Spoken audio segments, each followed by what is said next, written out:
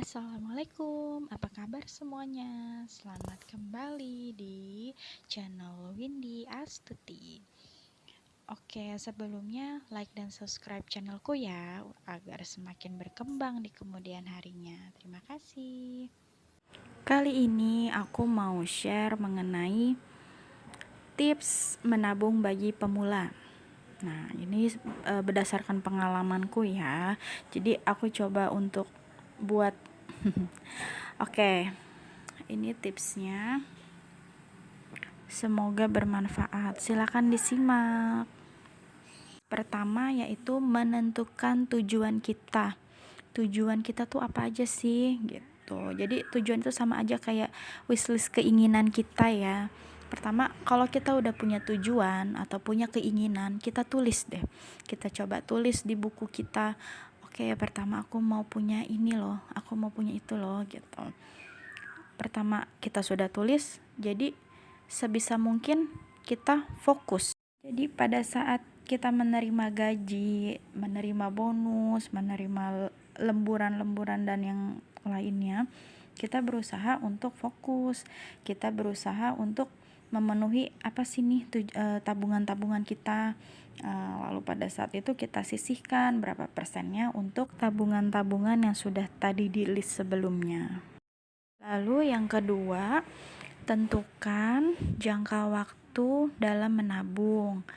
Jadi setelah kita memiliki list-list tabungan, list-list keinginan, kita bisa menentukan jangka waktunya. Jangka waktu tabungan itu nanti berpengaruh pada nominal yang akan kita sisihkan setiap bulannya. Dan dalam menabung itu kita juga harus menentukan waktu, yaitu untuk tabungan jangka pendek dan jangka panjang.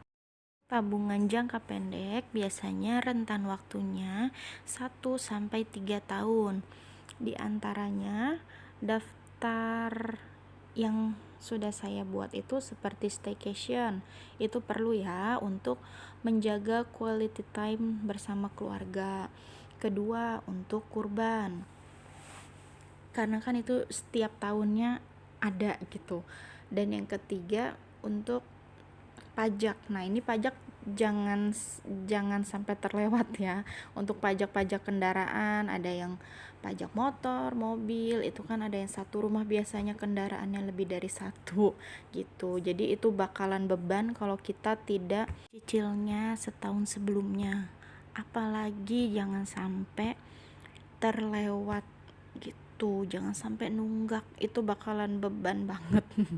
Seperti itu. Terusnya ada lagi untuk lebaran. Kalau untuk lebaran tuh wah, itu pasti ekstra banget ya, jadi harus dipersiapkan setahun sebelumnya. Seperti itu.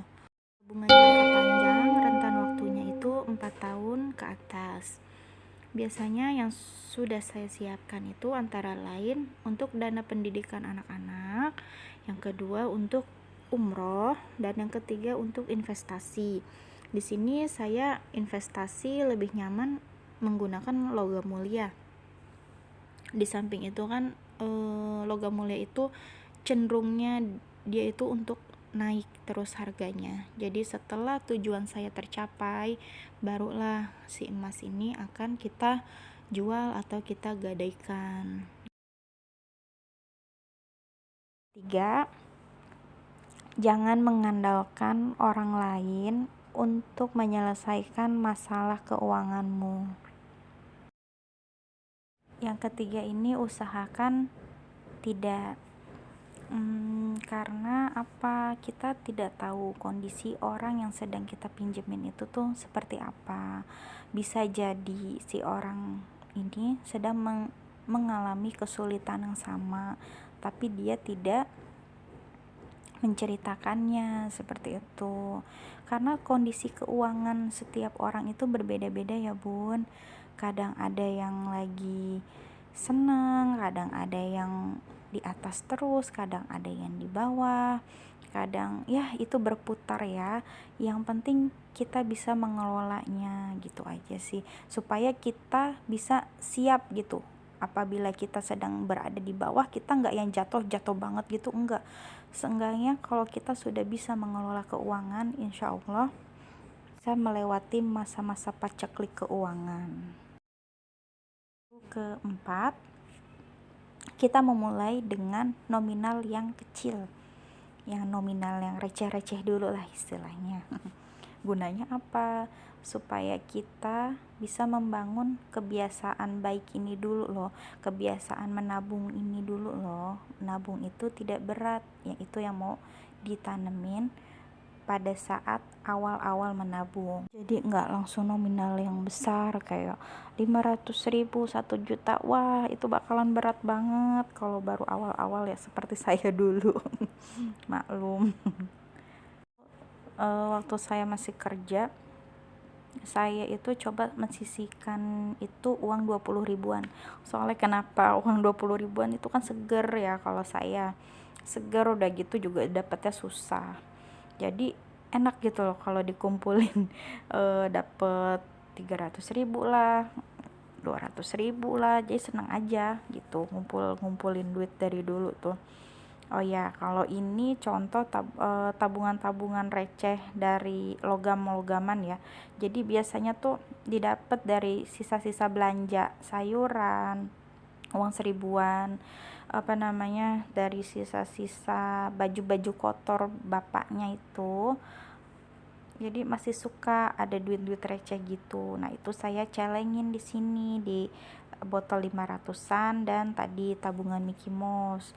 Dan juga ini nih berfungsi membangun anak-anak itu memiliki habit untuk menabung dari kecil. Jadi misalnya kalau mereka menemukan duit koin nih 500 dan 100, wah mereka excited banget kan, anak-anakku langsung masukin ke dua tempat ini, ke tempat yang 500 dan ke tempat yang 1.000 rupiah gitu. Anak-anak pasti seneng deh kalau diajak nabung dari kecil.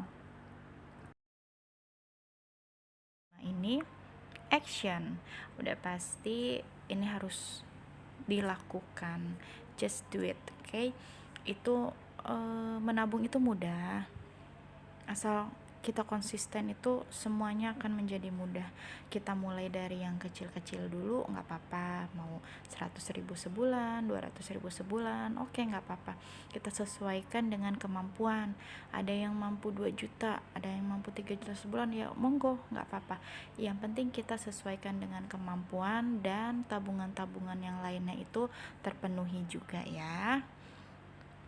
Jadi nabung itu mudah sekali ya, istilahnya seiring berjalannya waktu itu, dari yang awalnya kita nabungnya cuma receh-receh kayak 10-20, menanjak lagi kalau kita udah konsisten jadi 100-200, nanti menanjak lagi kalau kita udah tambah konsisten, kita kan akan menemukan jalannya gitu loh. Mau tujuannya mau cepat, berarti aku harus begini loh. Nanti seiring berjalannya waktu pun, dalam menata keuangan itu, dalam menata tabungan itu pun, kita juga akan terupgrade sendiri gitu loh. Jadi saranku ya, kita mulai aja, bismillah, supaya tujuan dan rencana-rencana kita cepat tercapai. Oke? Terima kasih sudah menonton videoku. Jangan lupa di like, subscribe, and komen ya apabila ada yang